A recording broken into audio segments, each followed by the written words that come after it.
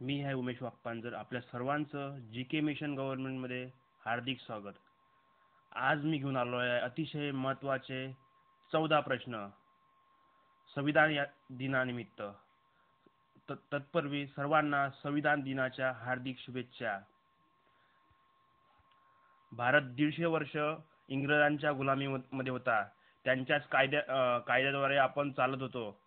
पण 26 नोव्हेंबर 1949 ला डॉक्टर बाबासाहेब आंबेडकरांनी संविधान सभेला संविधान अर्पण केले व 26 जानेवारी 1950 पासून लागू झाले.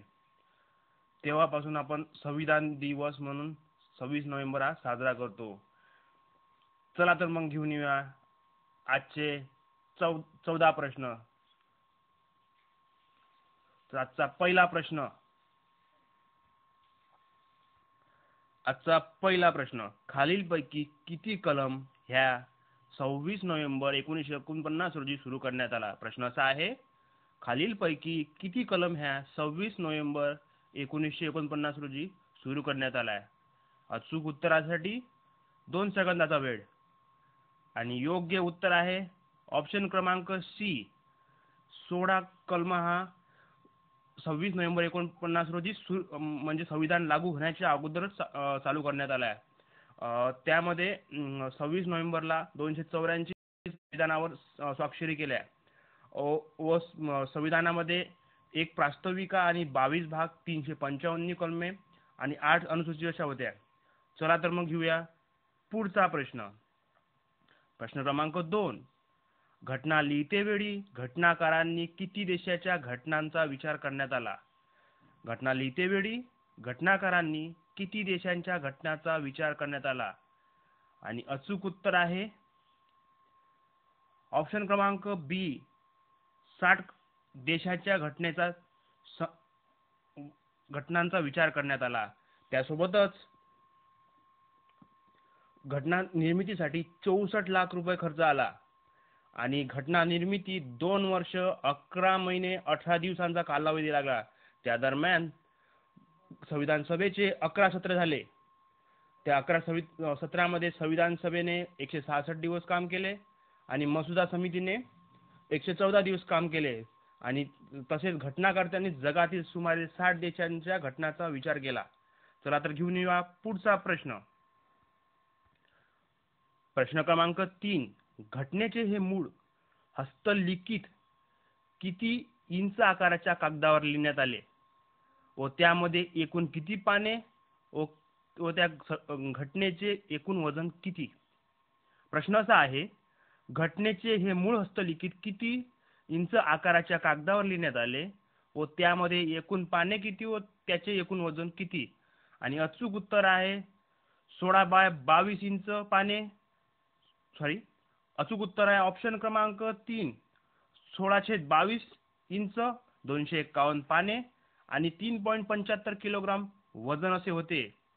आणि ही जी घटना आहे संसदेत हेलियमच्या पेटीत ठेवण्यात येते. कुठल्या पेटीत? संसदेत हेलियमच्या पेटीत ठेवण्यात येते. आणि या घटनेचे हस्तलिखित राजबिहारी राजदादा यांनी केले व यासाठी त्यांना 303 पेन यूज करावे लागले आणि घटना लिहिण्यासाठी त्यांना 6 महिने कालावधी लागला. तर पुढचा प्रश्न. प्रश्न क्रमांक 4, फास्ट पोस्ट फास्ट कायदा करण्याची पद्धत कोणत्या देशाच्या घटनेतून भारतीय घटनेत घेण्यात आली आहे? प्रश्न असा आहे, फास्ट पोस्ट फास्ट कायदा करण्याची पद्धत कोणत्या देशाच्या घटनेतून भारतीय घटनेत घेण्यात आली आहे? अचूक उत्तरासाठी 3 सेकंदाचा वेळ. आणि अचूक उत्तर आहे ऑप्शन क्रमांक ए, ब्रिटन या देशांच्या घटनेतून फास्ट पोस्ट कायदा करण्याची पद्धत घेण्यात आली आहे. पुढचा प्रश्न. प्रश्न क्रमांक 5.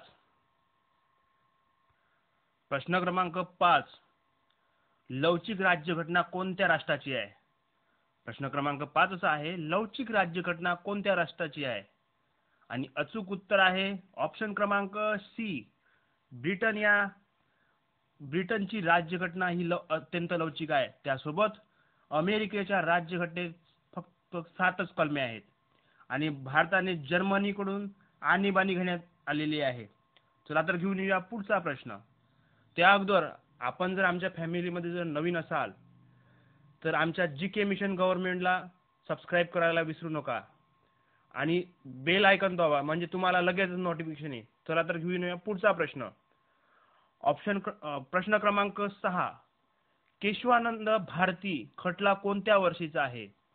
प्रश्न क्रमांक 6. केशवानंद भारती खटला कोणत्या वर्षाचा आहे? आणि अचूक उत्तरासाठी 3 सेकंदाचा वेळ.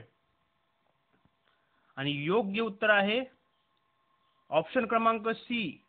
1973 सालचा हा केशवानंद भारती खटला आहे. खूप प्रसिद्ध हा खटला आहे. त्यासोबतच अलीकडे केशवानंद भारती यांचं निधन झालेलं आहे. चला तर घेऊया पुढचा प्रश्न.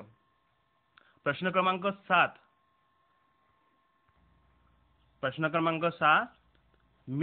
हलवा मिल्स खटला सर्वोच्च न्यायालयात कोणत्या वर्षी घोषित केला? प्रश्न असा आहे, मिल्स खटला सर्वोच्च न्यायालयात कोणत्या वर्षी घोषित केला? आणि अचूक उत्तर आहे ऑप्शन क्रमांक बी. 1980 साली मिल्स खटला सर्वोच्च न्यायालयात घोषित केला. पुढचा प्रश्न. राज्यघटनेत किती प्रकारच्या आणीबाणीची तरतूद केली आहे? प्रश्न क्रमांक 8 असा आहे, राज्यघटनेत किती प्रकारच्या आणीबाणीची तरतूद केली आहे? अचूक उत्तरासाठी 3 सेकंदाचा वेळ. आणि योग्य उत्तर आहे ऑप्शन क्रमांक 3. 3 आणीबाणीची तरतूद राज्यघटनेत केलेली आहे.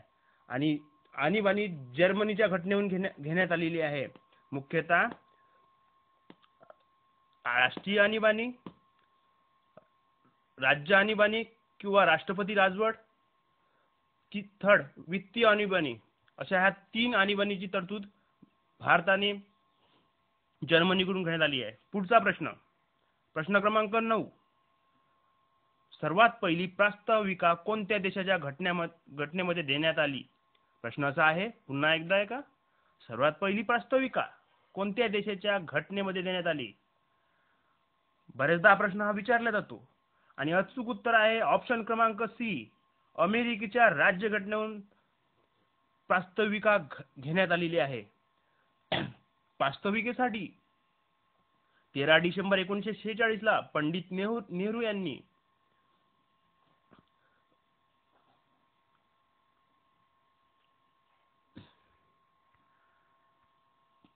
13 डिसेंबर 1946 पंडित नेहरू यांनी संविधान सभेत उद्देश पत्रिका मांडली होती. त्यानंतर 22 जानेवारी 1947 रोजी संविधान सभेने तिचा स्वीकार केला. चला तर मग घेऊन या पुढचा प्रश्न क्रमांक 10. सर्वोच्च न्यायालयाने बेरुबारी युनियन केसमध्ये प्रास्ताविका घटनेचा भाग नसल्याचे स्पष्ट केले. ते कोणत्या वर्षी? प्रश्न कसा आहे, सर्वोच्च न्यायालयाने बेरुबारी युनियन केसमध्ये प्रास्ताविका घटनेचा भाग नसल्याचे स्पष्ट केले. ते कोणत्या वर्षी? अचूक उत्तरासाठी 3 सेकंदाचा वेळ. आणि योग्य उत्तर आहे ऑप्शन क्रमांक बी. 1960 रोजी बेरुबारी युनियन केसमध्ये प्रास्ताविका घटनेचा भाग नसल्याचे स्पष्ट केलेले आहे. पुढचा प्रश्न क्रमांक 11. सन 1950 च्या मूळ घटनेत भारतातील राज्याचे विभाजन किती गटामध्ये करण्यात आले होते? प्रश्न असा आहे, सन 1950 च्या मूळ घटनेत भारतातील राज्याचे विभाजन किती गटामध्ये करण्यात आले होते? आणि अचूक उत्तर आहे ऑप्शन क्रमांक 3. 4 राज्याचे विभाजन 1950 च्या मूळ घटनेत भारतातील राज्याचे विभाजन 4 गटामध्ये करण्यात आले होते. पुढचा प्रश्न क्रमांक 12. 27 जून 1947 रोजी एक राज्य एक विभाग ही संकल्पना कोणाच्या अध्यक्षतेखाली स्थापन करण्यात आली? प्रश्न असा आहे, एकदा पुन्हा ऐका. 27 जून 1947 रोजी एक राज्य एक विभाग ही संकल्पना कोणाच्या अध्यक्षतेखाली स्थापन करण्यात आली? आणि अचूक उत्तरासाठी 1 सेकंदाचा वेळ. आणि अचूक उत्तर आहे ऑप्शन क्रमांक बी सरदार वल्लभभाई पटेल यांनाच लोहपुरुष असे समजले जाते. यांच्या नावावरूनच गुजरातमध्ये सरदार सरोवर स्थित आहे. आणि तसेच डॉक्टर बी आर आंबेडकरांना 29 ऑगस्ट 1947 ला संविधान सभेत घेण्यात आले. त्या अगोदर त्यांना पश्चिम बंगालमधून निवडून यावे लागले. चला तर मग घेऊन या पुढचा प्रश्न. प्रश्न क्रमांक 13. जेव्हीपी समिती कोणत्या वर्षी स्थापन करण्यात आली? प्रश्न पुन्हा एकदा ऐका. जेव्हीपी समिती कोणत्या वर्षी स्थापन करण्यात आली? अचूक उत्तरासाठी 3 सेकंदाचा वेळ. आणि योग्य उत्तर आहे ऑप्शन क्रमांक ए 1949 ला जेव्हीपी समिती स्थापन करण्यात आली. जेव्हीपी समितीमध्ये जवाहरलाल नेहरू, पठाभी सीतारामय्या आणि वल्लभभाई पटेल यांचा समावेश होते. परंतु या समितीने भाषिक आधारास अनुकूलता दर्शवली नाही. त्यानंतर तेलुगू भाषिक प्रदेशामध्ये असंतोष निर्माण झाला. त्यामुळे पोटी श्रीरामपल्लू यांच्या 52 दिवसाच्या उपोषणानंतर मृत्यू झाला. त्यामुळे 1953 मध्ये सरकारने आंध्र प्रदेशच्या निर्मितीची घोषणा केली.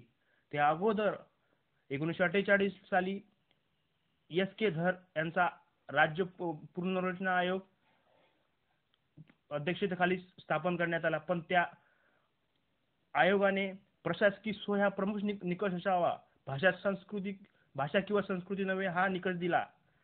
त्यानंतर राज्य पुनर्रचना आयोग 1953 फजल अली यांच्या अध्यक्षतेखाली स्थापन करण्यात आला. त्यांच्यामध्ये पन्नीकर आणि हृदयनाथ कुंजरू हे सदस्य होते. त्या आयोगाने 1955 मध्ये आपला अहवाल सादर केला. त्या अहवालामध्ये एक राज्य एक भाषा या तत्वाचा अस्वीकार केला व राज्याची पुनर्रचना करण्याच्या तत्वास अनुकूलता दर्शवली. तर घेऊन येऊया पुढचा प्रश्न. प्रश्न क्रमांक 14. घटनेचा भाग 2 मधील कलम 5 ते 11 या कशाबद्दल तरतुदी देण्यात आल्या आहेत? प्रश्न क्रमांक 14 असा आहे. घटनेचा भाग 2 मधील कलम 5 ते 11 या कशाबद्दल तरतुदी देण्यात आल्या आहेत?